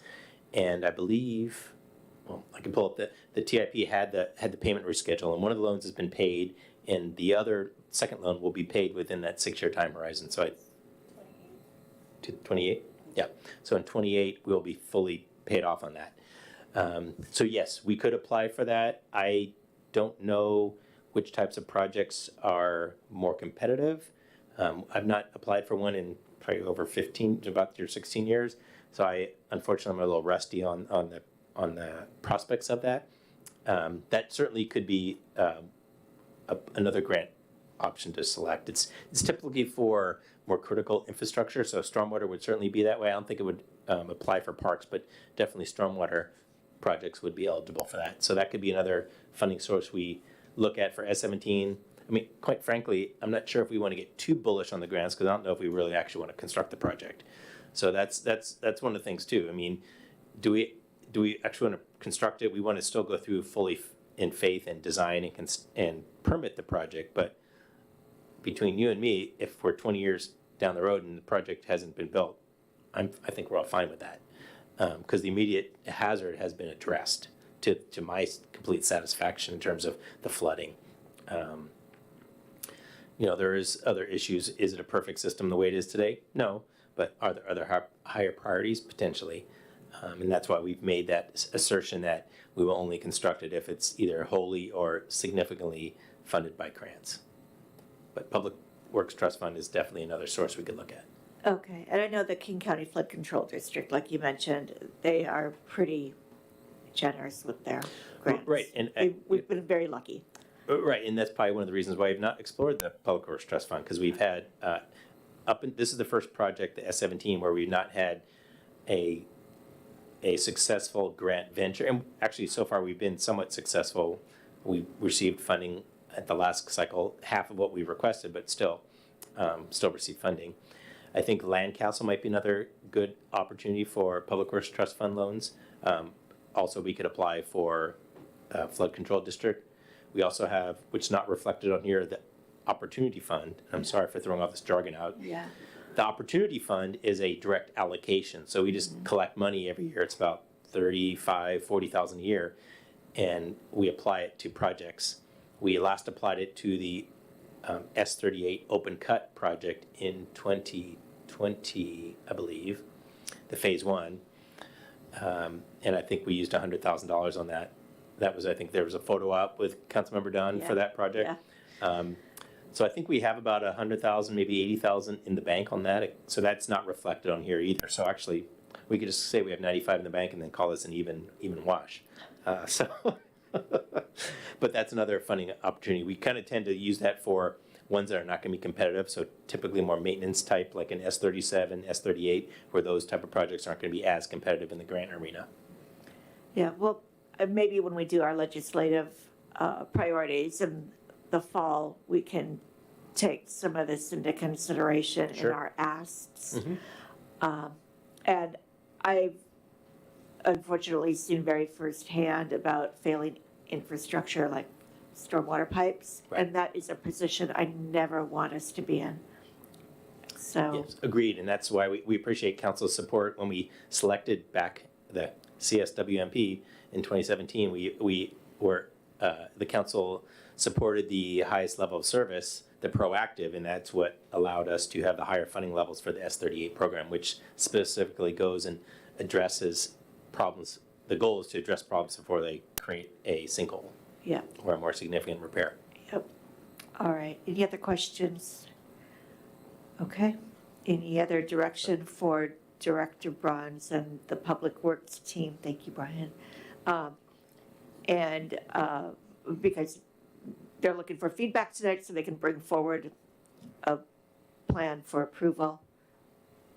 Right, the next step was we will, when the preliminary 2024 budget is presented to you, it will include the numbers that were included. And it's basically, we'll have, with capital, we show a 6-year plan, but you're mainly focused on 2024 and then looking at 2025. So it's essentially 2024 is what we're looking at, the most impact, or excuse me, the most comment and feedback for. We'll take it on any of the 6 years, but primarily what's going to affect the 2024 budget is the primarily what's going to affect the budget is that first and second year capital improvements.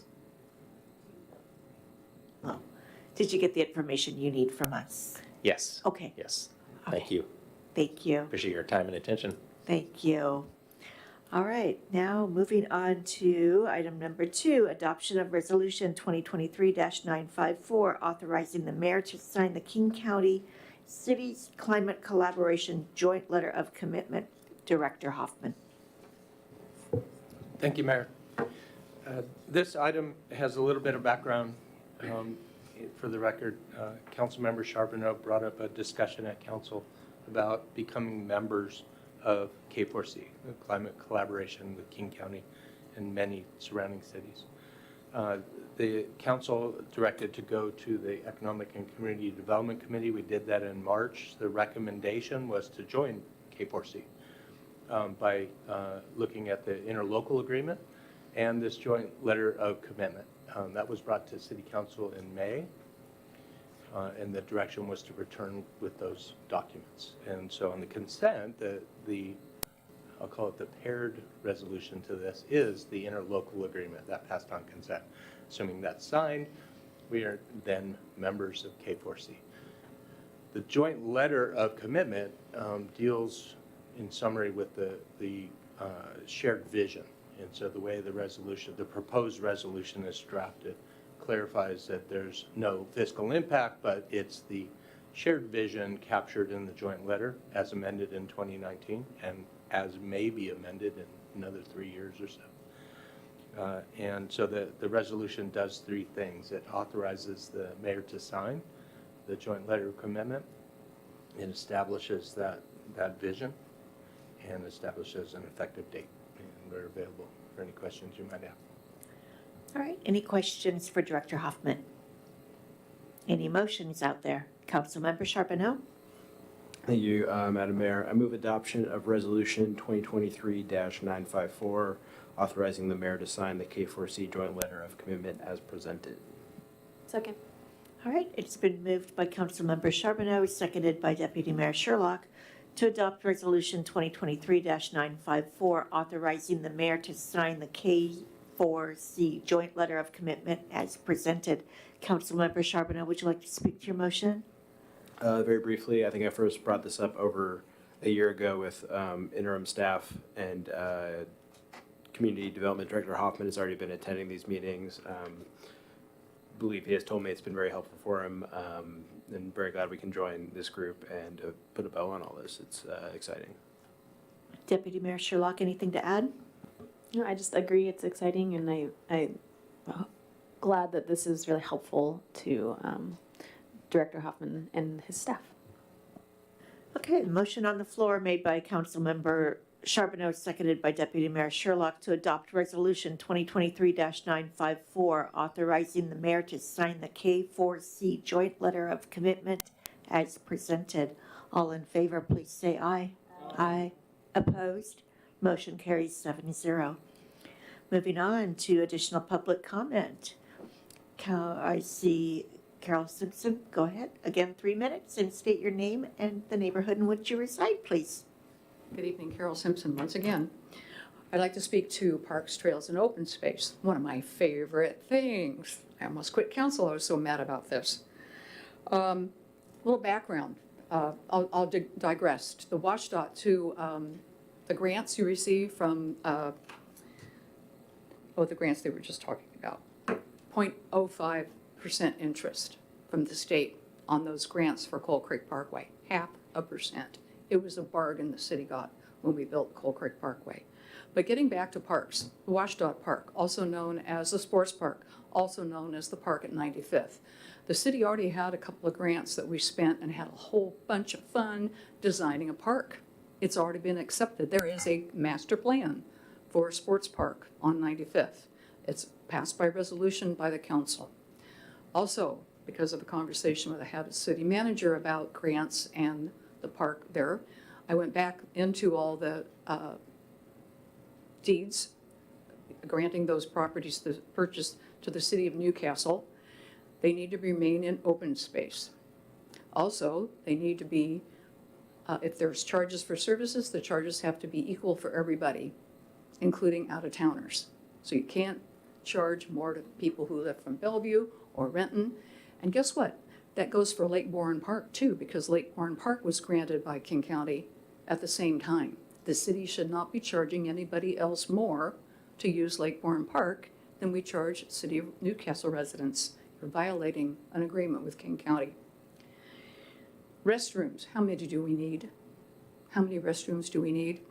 We have some great restrooms in Lake Bourne Park, but they're over 20 years old, more than 20 years old, and they're not in good repair.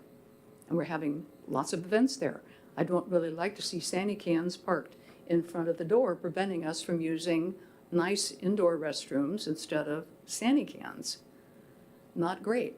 I went to a wedding at that park with a church group.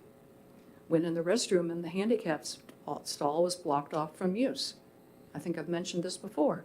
We need to be ADA compliant or you're going to get sued. People look for that stuff. So we have a plan for WashDOT Park. Why do we need to spend more money planning? Why don't you open up that plan and see what's in there? The plan we have for Lake Bourne Park, I don't really think of it as a plan. It's a whole bunch of wish lists thrown onto a map. It wasn't planned. How far away is the new amphitheater from this playground? Will parents want to sit over at the amphitheater, listen to music, or will they be stuck at the playground nearer their children? How far do people want to walk to get to concession stands when the amphitheater is moved further north? How far do people want to walk to the restroom? It's not a cohesive plan. It's a whole bunch of assemblage of wish lists. It's not a plan. Thank you. Okay, any other additional public comment? And still no virtual, Director Bronze? Thank you. I'll close the public comment. Planning calendar, including our budget calendar. City Manager Pingle. Yep, to hit the planning calendar first, I'm just looking towards the August 15th meeting. Really at this point, the main event of that meeting will be a presentation from KCSO on body-worn cameras. And just as a reminder to the council that that'll be in anticipation of Newcastle police officers then being issued body-worn cameras. So the goal there was simply to make sure that the council and as much as possible the community is aware that our officers will have body-worn cameras and what they do and when they turn on and so just a presentation from them about how that works and what can be expected. And then prior to that we'll have executive session for the city manager annual eval. And so it's almost been a year. Any questions on planning calendar? All right. Councilmember Charbonneau. Thank you. I have a motion. I move that the following be added to the planning calendar. The following being evaluation of property owned by the city attached to the Bourne Creek Townhomes development per discussion from the Economic and Community Development Committee and discuss with staff. Councilmember Charbonneau, I want to remind you of the procedure to add items to the planning calendar. It doesn't require a motion. All you need is another council member agreeing to add that to the planning calendar.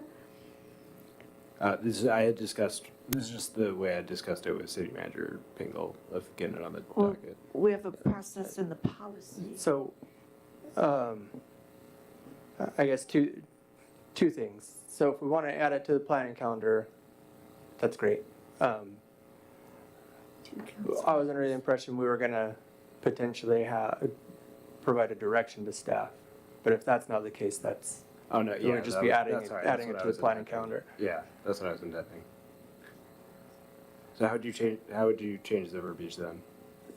So if we're talking about just directing staff to do like a high-level analysis, so essentially we're going to spend some staff time, then I would just make a motion to direct staff to, perform a high-level analysis on whatever the property is. I'm blanking on the address, but rather than adding it to the planning calendar, because it wouldn't necessarily be a discussion to bring back until after some kind of analysis has been made. Does that make sense? Or, In that case, I would move to direct staff to evaluate the property owned by the city attached to the Bourne Creek Townhomes development per discussion from the Economic and Community Development Committee and with city staff prior.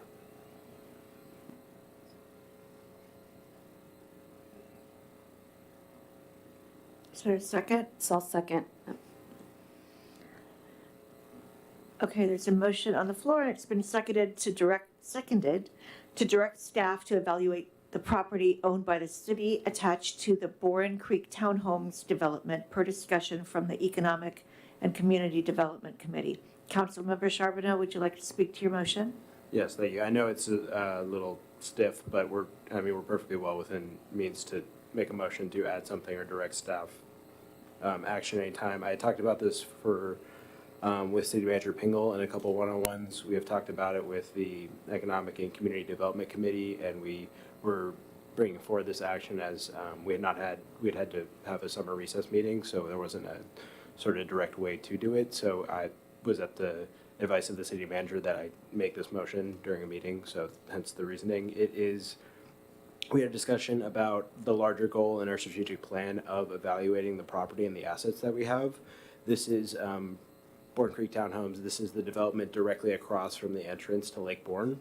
The city owns a decent-sized swath of land over there, and we determined in Economic and Community Development Committee that we wanted to get that evaluated sooner rather than later, before potential like wetlands expansion, before, we essentially so we know what we have there. So I was just trying to get that process moved along, and it's something that had been pretty discussed with staff thoroughly, and that's why I was comfortable bringing it forward in this manner. Deputy Mayor Sherlock, anything to add? I apologize if this isn't the correct way to do it, but I do think that this is something we should direct staff to do, because we talked about in the Economic and Community Development Committee meeting, and former Mayor Dodderman came and spoke to us, and he mentioned it when he was here accepting a proclamation. So it's just some information that we can use for that committee to come back to council with ideas and options for that piece of land. Councilmember Clark? Thank you. Sorry, but I'm not quite clear what we're asking the staff to do. And it was my understanding that the city already has, and somebody can correct me if I'm wrong, a buildable lands index we should have about what's available for building. So we're going to ask the staff to just say if we can build something on this land? Is that, I'm sorry, it's not clear. Yeah, I can clarify. So we do not, and Director Hoffman, feel free to step in, we do not know what the valuation of that specific piece of land is. So we would need to direct staff to take the time to provide an evaluation of that specific piece of land. Not necessarily for building, but just what it is worth, so we know what our options are and can review that. It was discussed at the committee meeting that the next step from Director Hoffman told me would be to evaluate that land to move forward with discussing the different options. So I mean, do you have anything that? Thank you. By way of prior example, this is more data-driven, in-house, preliminary. A prior project that I had was pursuant to new legislation in Olympia that certain city assets could be used for affordable housing and kind of pave the way. So the project we had in mind was, what was the factual basis behind it? What were the conditions placed on it? How did it originate? What were the affordable housing requirements of the developer? How did we acquire it? What is the zoning, and critical areas? All of that was used to then approach a affordable housing builder, Imagine Housing. They needed that information to then take the next step, which is it viable? How many units do they foresee? Often the one element that makes a difference in the equation is the property. It's very expensive to build affordable housing. So when you come to a partnership with property, it starts to become more feasible. But it's not the entire project. So I wouldn't approach this as a city project to build affordable housing, but an initial analysis of the situation or condition of the property that could be used in the future to take a next step. Councilmember Griffin. Thank you, Mayor Ewing. I missed that meeting.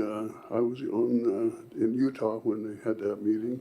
We do know what the city paid for the land, so we're giving away a substantial investment from the city to hopefully line the pockets of a builder to build affordable housing, or we'll make that the name of it, I guess.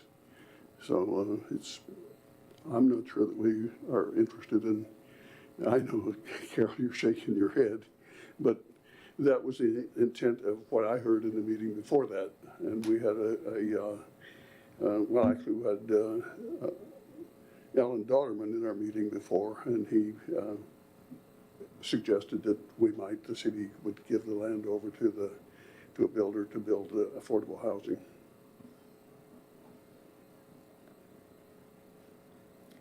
Okay, there's a motion on the floor to direct staff to evaluate the property owned by the city attached to the Boren Creek Townhomes development per discussion from the Economic and Community Development Committee. Motion was made by Councilmember Charbonneau, seconded by Deputy Mayor Sherlock. All in favor, please say aye. Aye.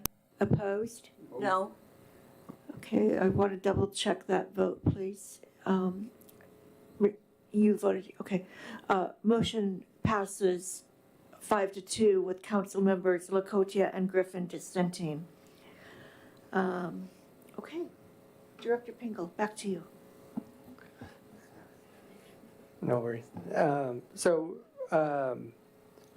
I just wanted to walk through the budget calendar and then answer any questions just as far as the approach. We presented to the Finance Committee and they seem to like it, and so the council's seen it, we sent it out. I just wanted to make sure there was the opportunity for the whole council to ask any questions you might have. So we're essentially at the July 18th piece of that. And so really what the approach is that rather than trying to set aside a couple of long meetings, we'd utilize kind of the format we've taken with our study sessions for the budget process and hit the budget process as part of our study sessions, utilizing the time before regular meetings. So really, the approach is to start big. So tonight was kind of the first piece of that approach. Update to the strategic plan so that we know what we're trying to stick in the budget. And then on September 5th, we'd start broad and go through the fund forecast, fund summaries, and then get more detailed from there. And so then really the meat of the budget season would be October, the 2 meetings in October, where what's there now is, and this is where there might be some flexibility, but what we kind of stuck in the calendar is October 3rd, we'd hit the capital budget, and October 17th, we hit the operating budget.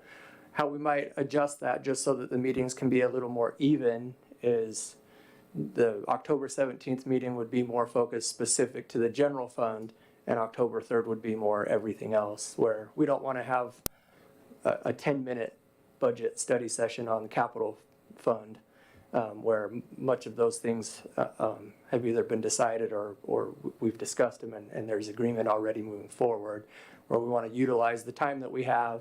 So maybe we hit capital budget along with the other operating funds outside of the general fund, and then we spend a meeting specific to the general fund. And so maybe just some adjustment from what's on it now, just so those meetings can be a little more even and we can utilize our time for both.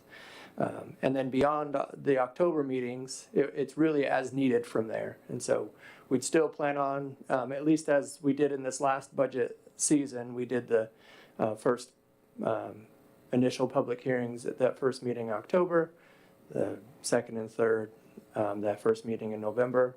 But as far as the budget discussions and anything that we need to discuss after those 2 October meetings, it would be as needed. If there's additional discussion or additional changes we need to bring back for council discussion, well, we have November to do that. And so really beyond October, it's really up to the council as far as what more discussion is needed to bring to put budget adoption in front of the council. So really that's the approach. So it would be those 2 October meetings where we plan on putting more detail and providing more of a presentation and through that detail in front of the city council. Thank you for clarifying the additional budget discussion meetings. Any questions for City Manager Pingle? I have a question, and I apologize that I am bringing this up on the floor rather than, and blindsiding you over this. But I feel like every year there's a misconception or there's not clarity around the property tax levy rate adoption. And I was wondering if it is doable. I know we have to have a public hearing on it. Doable or possible that we have a 30-minute study session on that, just so everybody has a clear understanding. I don't know. I mean, I guess I'm kind of looking for, does the council feel that would be something valuable? I don't want to waste your time. Councilmember Villasenor? I mean, wouldn't that be part of our budget discussion regardless? I think that, it feels like it's part of what we're doing anyway. So but I understand. I mean, if you want to make it a point of emphasis, I get that. But I think but in my mind, it's captured in the overall discussion of how we're going to do our budget for 2020. Yeah, I agree with that 100%, but I just feel like there's always some kind of,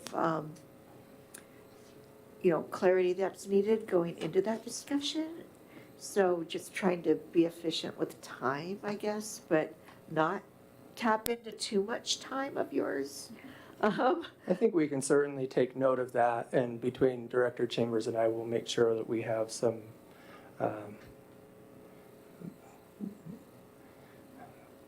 I guess I would say I was a little bit in observation mode in the last budget season, and we'll make adjustments as to how we present that so that it's clear, it's more concise, and it's a more effective discussion as we talk through that.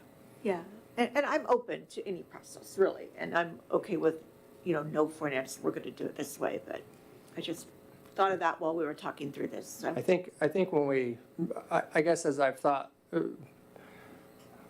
we can certainly fill out like how much time we need for our budget study sessions. Do we need to start at 5? Do we need to start at 5:30?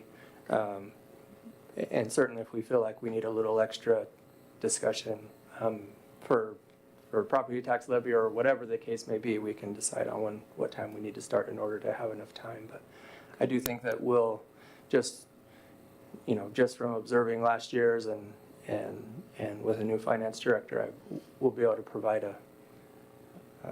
maybe a more effective presentation regarding property tax levy. Okay. All right. Anything else? Okay. With that, I will adjourn. Thank you, everyone.